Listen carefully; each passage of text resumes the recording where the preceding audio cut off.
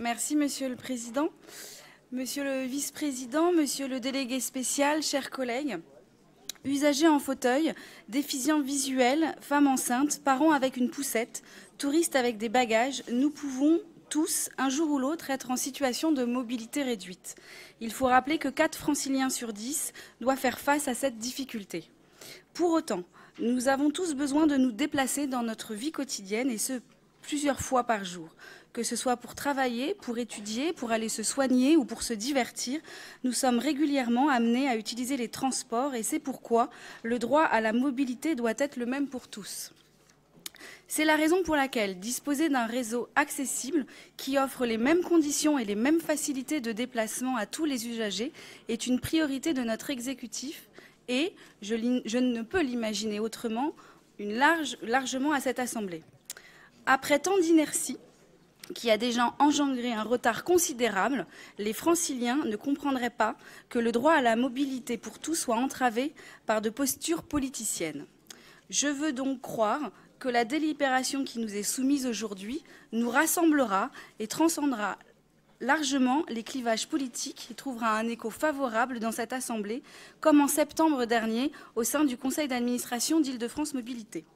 À cette occasion, en effet, et à la demande de Madame la Présidente, les administrateurs d'Île-de-France Mobilité se sont tous mobilisés en votant unanimement un vœu afin que SNCF Réseau engage les moyens financiers et humains nécessaires au maintien des travaux de la mise en accessibilité prévue par son schéma directeur, notamment en gare de Savigny-le-Temple, Le May ou Cesson.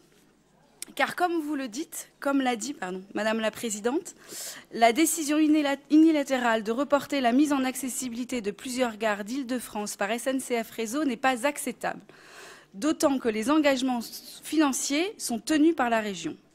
Aussi, pour pouvoir continuer d'accélérer, il ne suffit pas de faire des annonces, il faut passer aux actes en engageant les financements nécessaires et c'est ce que nous sommes employés à faire depuis notre élection. Encore une fois, nous l'avions annoncé, nous le faisons, c'est encore une promesse tenue. Avec 1,4 milliard réellement investi d'ici 2025, les problématiques d'accessibilité redeviennent une priorité absolue de notre majorité en faveur de la mobilité francilienne. En 2016, 64 millions ont été investis pour clôturer rapidement la première convention et permettre la mise en accessibilité d'une trentaine de gares supplémentaires. En 2017, nous avons accéléré cette dynamique puisque 40 millions d'euros ont été affectés pour permettre l'avancement de l'ensemble des projets et offrir ainsi plus de confort à tous les usagers. C'est deux fois plus que nos prédécesseurs qui n'y consacraient que 20 millions chaque année. Ainsi, avec cette nouvelle convention, ce sont l'ensemble des gares RER et Transilien qui seront rendues accessibles d'ici 2024. Parallèlement, la région poursuivra les autres actions déjà menées pour une véritable politique d'accessibilité, notamment par le biais du réseau PAM, mais aussi grâce au calcul d'itinéraires via Navigo qui intègre des informations sur l'accessibilité. Il s'agit ainsi de proposer un panel de solutions afin qu'aucune fragilité ne soit oubliée. C'est la condition pour que notre réseau devienne un réseau pour tous. Grâce à ces différents dispositifs et à l'effort d'investissement colossal de notre collectivité, l'objectif d'un réseau accessible pour tous deviendra une réalité pour les Jeux olympiques et paralympiques de 2024. J'ai entendu, chers collègues, tout à l'heure, notamment de l'opposition, nous dire qu'il y avait des retards. Je n'oserais vous rappeler que pendant 17 ans, vous étiez au pouvoir et que, chose est constatée, que vous n'avez pas fait grand-chose. Il est donc fort de café de recevoir de leçons de morale de votre part.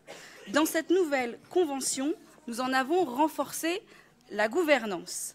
Chaque année, la SNCF devra rendre compte aux élus de l'avancement du programme et réexaminer ce calendrier ainsi qu'il soit non seulement garanti, mais aussi optimisé. Le seul regret que nous puissions formuler, c'est que sur un sujet aussi important que celui-ci, l'État ne s'engage pas financièrement à nos côtés. Car cette problématique de l'accessibilité est cruciale pour le bon fonctionnement des transports franciliens.